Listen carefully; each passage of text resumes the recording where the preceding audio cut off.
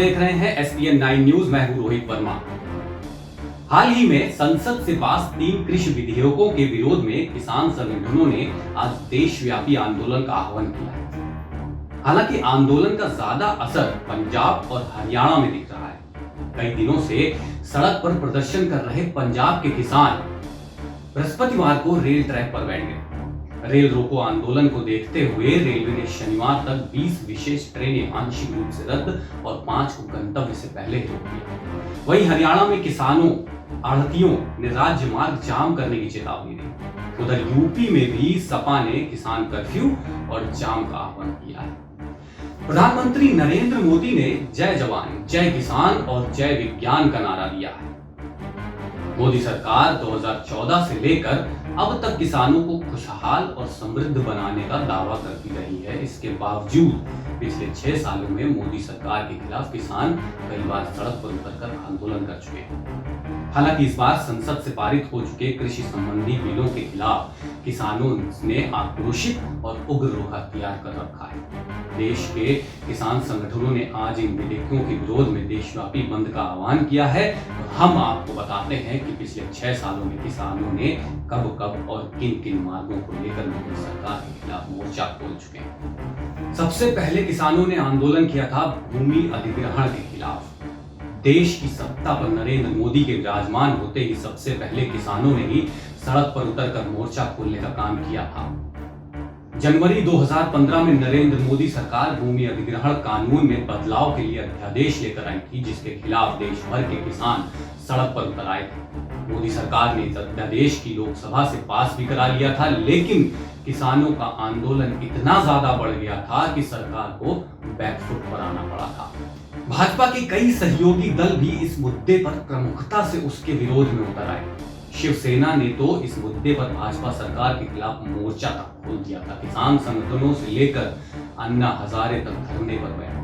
कांग्रेस नेता राहुल गांधी ने भूमि अधिग्रहण अध्यादेश को लेकर सरकार के खिलाफ मोर्चा खोल रखा था और प्रधानमंत्री नरेंद्र मोदी को किसान विरोधी बताया था, क्योंकि 2013 के कानून के बाद भूमि अधिग्रहण की प्रक्रिया बेहद जटिल हो गई थी, लेकिन किसानों के हित में थी। यही वजह थी कि किसानों ने मोदी सरकार के अध्यादेश के खिलाफ उग्र रूप अख्तियार कर लिया था।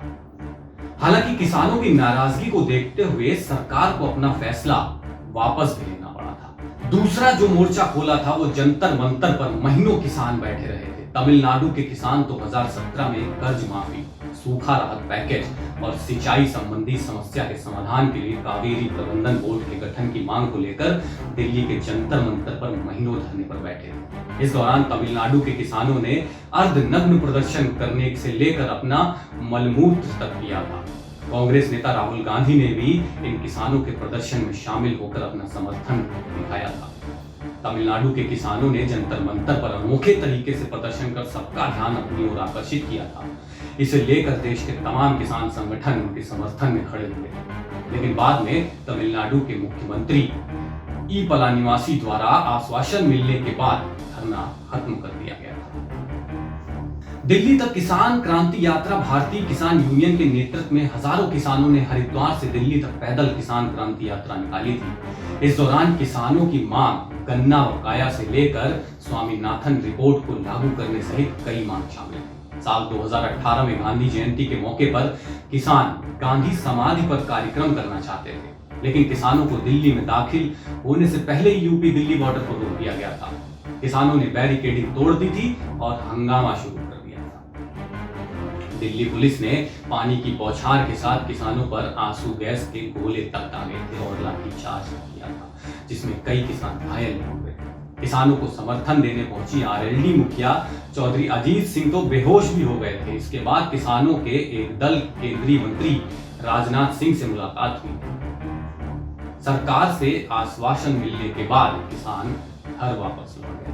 जंतर मंतर पर किसान महासभा की रैली साल 2018 के नवंबर माह में अखिल भारतीय किसान संगठन समन्वय समिति के बैनर तले देश के 2008 जन संगठनों से जुड़े किसानों ने दिल्ली के रामलीला मैदान से संसद मार्च तक विशाल रैली निकाली थी। इसके जरिए देश भर के किसानों ने मोदी सरकार तक अपनी बातें पहुंचाने की पहल की थी, जिसमें राजनीतिक दल भी उसके साथ हो लिए।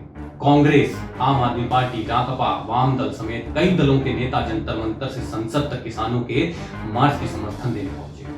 कांग्रेस के पूर्व अध्यक्ष राहुल गांधी भी इस आंदोलन को धार देने पहुंचे थे। स्वामीनाथन रिपोर्ट लागू कराने, फसल माफी और कृषि उत्पादों के बेहतर न्यूनतम समर्थन मूल्य समेत अन्य मांगों को लेकर किसान सड़क पर उतरे थे। अरविंद केजरीवाल, फारूक अब्दुल्ला, धर्मेंद्र यादव, शरद यादव सहित कई अन्य विपक्षी दल के नेता इस आंदोलन में शामिल हुए। कृषि विधेयक के खिलाफ भारत बंद है। आजादी के बाद से अब तक भारत की खेती में बड़ा बदलाव हो गया है। सरकार 3 कृषि विधेयकों की कृषि सुधार में अहम कदम बता रही है, तो किसान संगठन और विपक्ष इसके खिलाफ है। पीएम नरेंद्र मोदी कह चुके हैं कि न्यूनतम समर्थन मूल्य यानी एमएसपी और सरकारी खरीद जारी रहेगी, लेकिन किसानों को विश्वास नहीं हो रहा। किसानों को लग रहा है कि सरकार उनकी मंडियों को छीनकर कॉर्पोरेट कंपनियों को देना चाहती है और किसानों को लगता है कि सरकार का ये कदम किसान को। देश भर के किसान संगठन विचारधारा से ऊपर उठकर आपसी मतभेद बुलाकर एकजुट हो गए और भारत बंद बुलाया। किसानों की मांग है कि सरकार एमएसपी के लिए गारंटी कानून लेकर आए। किसानों की इस मांग का बीजेपी के सहयोगी दल और आरएसएस से जुड़े संगठन भी समर्थन करते हैं। पंजाब और हरियाणा में इस बिल का विरोध काफी पहले से जारी है। ऐसी ही तमाम खबरों के लिए देखते रहिए एसपीएन न्यूज। नमस्कार।